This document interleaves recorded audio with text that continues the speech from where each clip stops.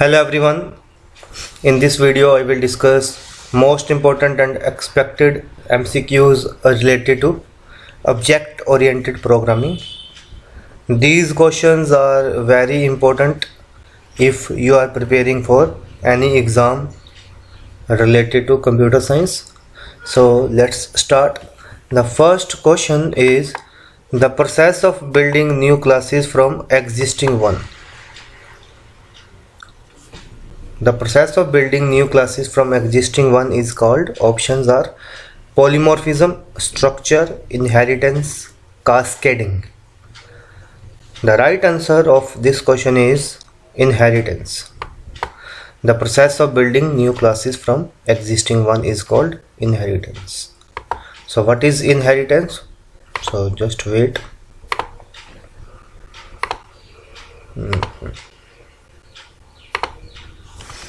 Inheritance is a process in which derived class inherits the properties of a base class and can also add its own features.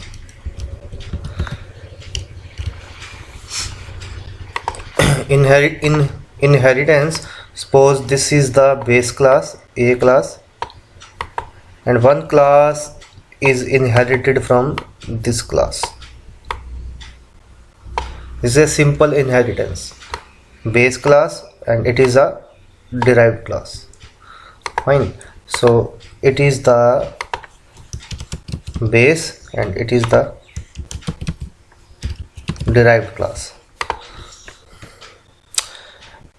The question is the process of building new classes from existing one. This is the existing one and this class already exists and we want to create a new class from this class and this is called inheritance. So right answer is inheritance. Next, usually a pure virtual function. So first of all we must know what is a pure virtual function. Now there are two terms related to functions in classes. One is definition and second is declaration. In case of pure virtual function, what is a definition? Definition means function has a pure body, function has complete body. For example, void show, and now it has complete body.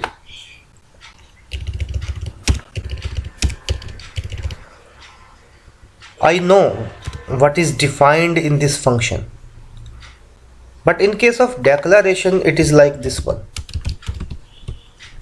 In case of C language it is like this one. It means only declaration is here. It means the function is declared only, but I don't know what is the definition of this function, what is the functionality of this function, I don't know.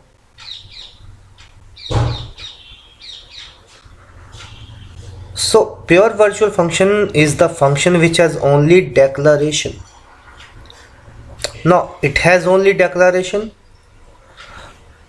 so it means the function must be defined in the derived class. Any class that is going to inherit the base class must also define the function.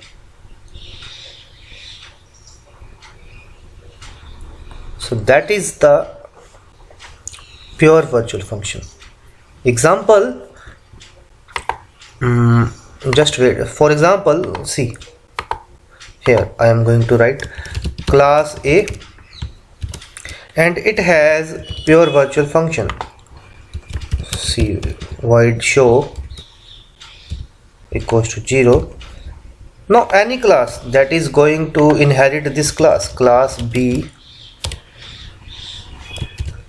and public A it must define this function. It must define. So it must define this function.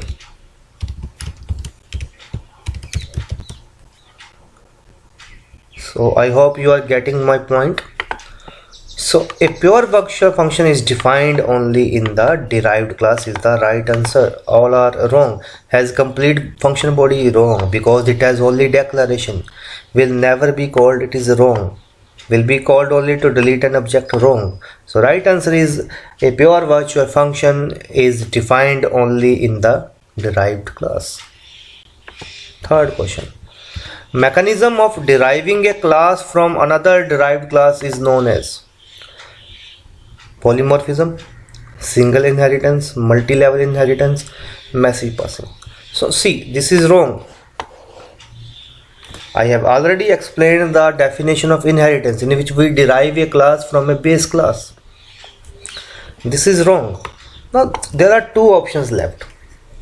Sometimes students make mistake while selecting this option. Mechanism of deriving a class from other class is called single inheritance. It is wrong. Why?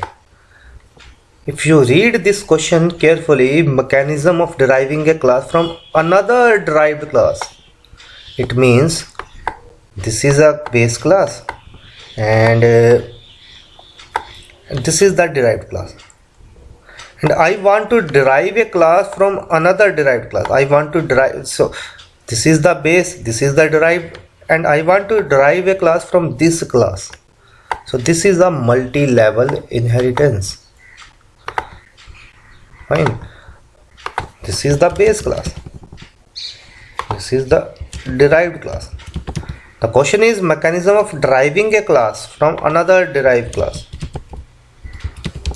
So it is a multi-level inheritance. Often students make mistake in this question and they select this option, option B. This is wrong. Right answer is option C. Next. A runtime polymorphism is achieved by. A runtime polymorphism is achieved by. A polymorphism means more than one form. Polymorphism is of two types: compile time polymorphism, runtime polymorphism. Operator overloading, function overloading, these are the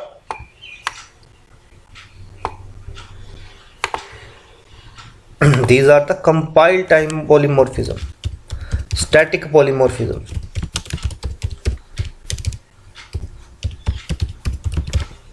Question is runtime polymorphism.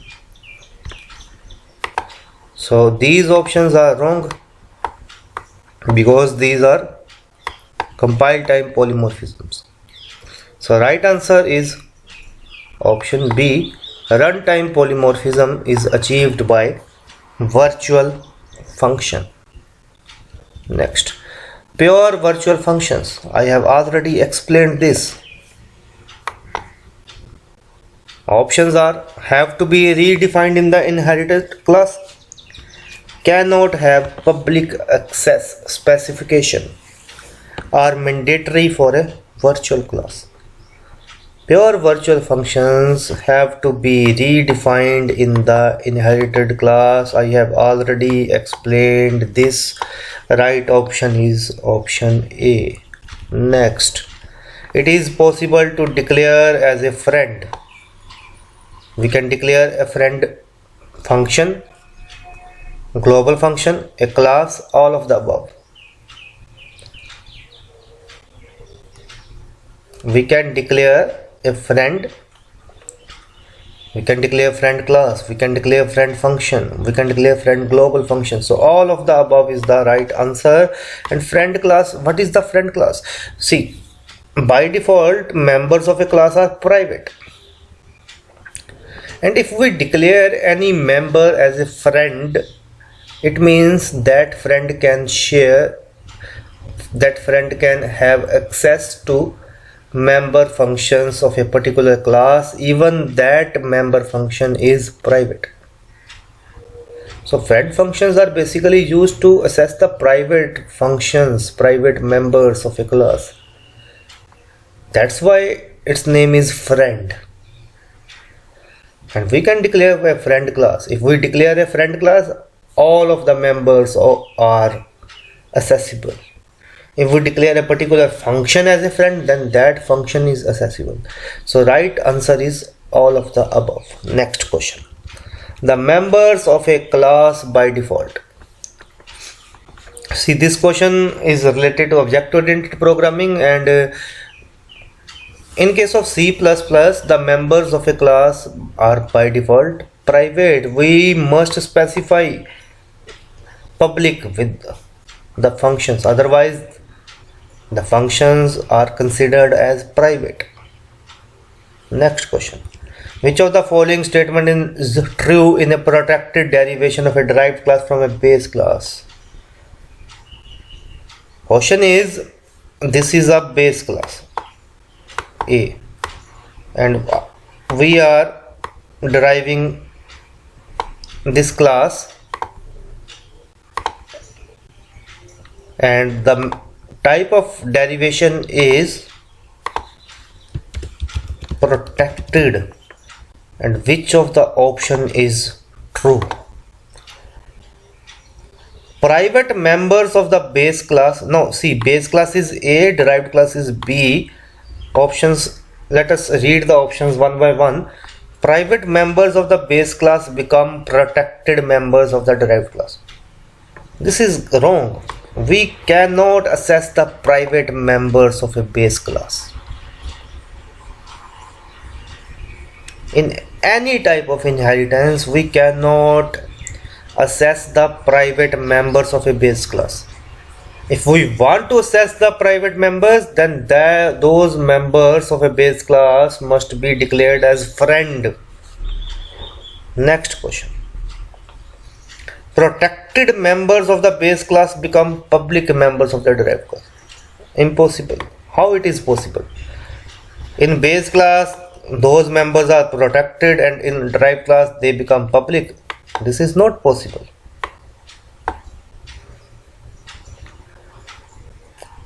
Let us read the option D. Protected derivation does not affect private and protected members of the derived class.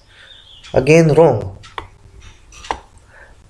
If it does not affect private and protected members, then what is the use of this type of derivation? Protected derivation. So this is the option only left, and this is the right. Public members of the base class become protected members of the derived class. This is fine. Whatever we have declared in publicly in class A will become protected in class B if the type of inheritance is protected. Next question. How many constructors can a class have? 0, 1, 2, any number. There is no limit on the constructor that a class can have. So any number. Right answer is option D. Next question. Which of the following is not the characteristic of the constructor? Let us read the options. They should be declared in the public section. Fine, it is the fine option. Constructors must be declared in the public section. Otherwise, we will not be able to create objects of a class. They do not have return type. It is fine. This is the difference between constructor and a method. So constructors do not have a return type. They cannot be inherited. Again fine. So there is only one option left.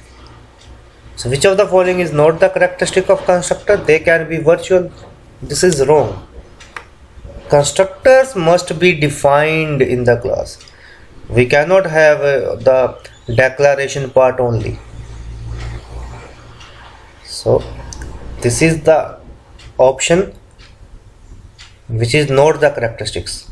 Fine. So right answer is option D is the right answer of this question. and these 10 questions are very important. You will get more questions in the coming lectures. That's all.